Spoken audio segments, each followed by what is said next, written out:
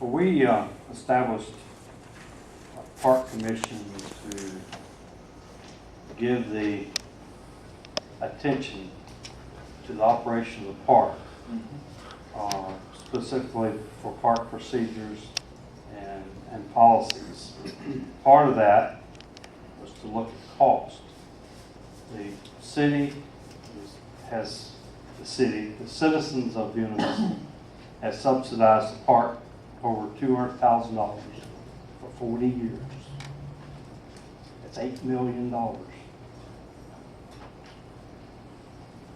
You know, my feeling is that we need to stand behind the Park Commission for the work that they've done. They've studied it much longer than we have. They have a handle on cost. And I don't see how we can continue, or we can have our citizens continue to subsidize. We'll never get the cost of operation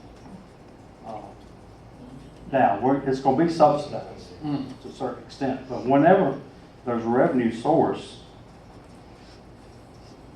it needs to cover cost.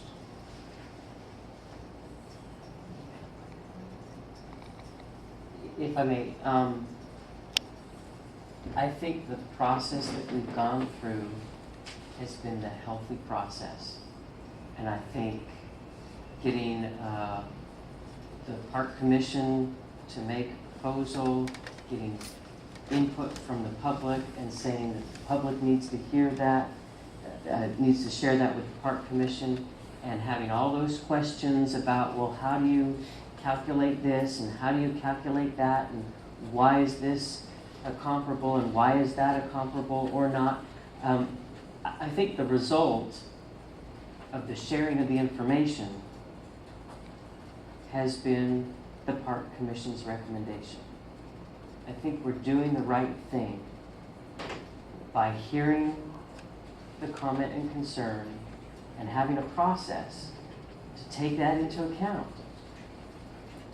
And so I think the recommendation from the Park Commission has taken that into account.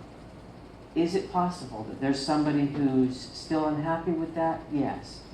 Is it possible that that's still not going to cover the cost of operation of the park? Yes.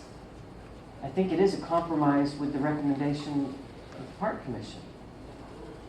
I'm not sure it's the perfect compromise, and I don't know if we will learn through experience, but I think whatever we learn through the experience, again, we ask the Park Commission to look at the revenues and expenditures and the fee rate and come up with the next recommendation.